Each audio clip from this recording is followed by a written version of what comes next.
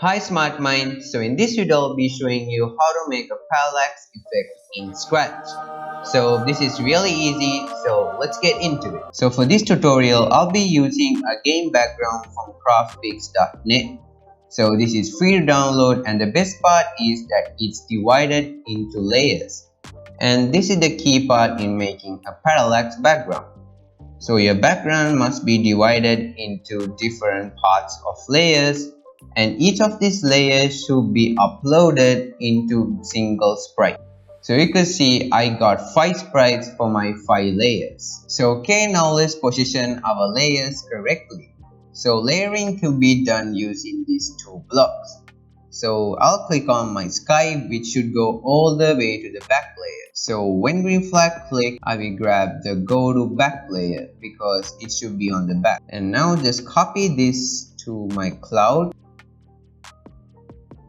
And now we need to go to back layer and then go forward 1 layer, so it stays in front of the sky. At the same thing for my other sprite. And the next thing is the rock. I could just drag this rock and I can see our ground is behind the rock. And that's what I said, we need layering. So this sprite is our first layer. So for that, when green flag click, we need to go to front layer.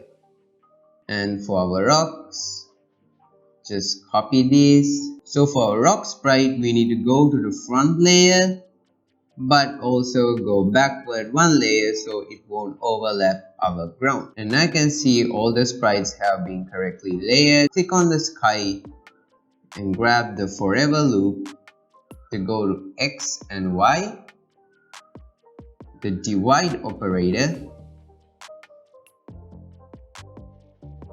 grab the mouse X and mouse Y, and now let's enter value like 50. So this value could change. So if it's the closest layer, this value should be a smaller value like 10, but if it's the farthest layer like the sky, you could add a larger value. So now I'll add 50. Just copy these blocks for all the other sprites. And now I'll just like add 30 because it's the clouds. And now we come into the rock, so I'll add 20. And now we got the ground, which is the closest sprite, so I'll just like add 10. So if you need to change the position of a layer, simply click on it, go for the costume tab, select the whole thing, and then you could position where you want. And now let's test our project. And now you can see we got a really cool looking parallax.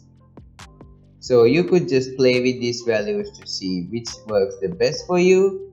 So that's it for this video. So if you want to make an awesome game like this, make sure to check this video.